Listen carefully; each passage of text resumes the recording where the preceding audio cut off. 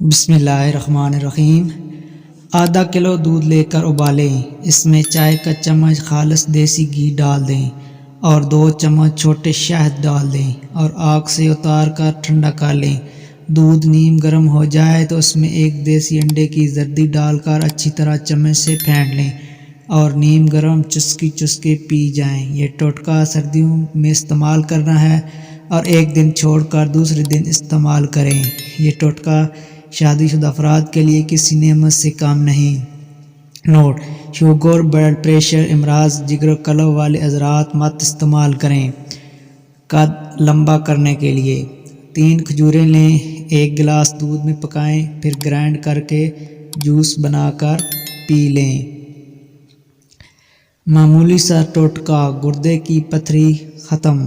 6 gram اجوائن روزانہ پھانکتے رہیں، انشاءاللہ گردے مثانے کی پتھری باہر نکل آئے گی۔ اگر آپ کو یہ ویڈیو اچھی لگے تو چینل کو لازمی سبسکرائب کر دیں، ویڈیو کو لائک کر دیں۔ شکریہ۔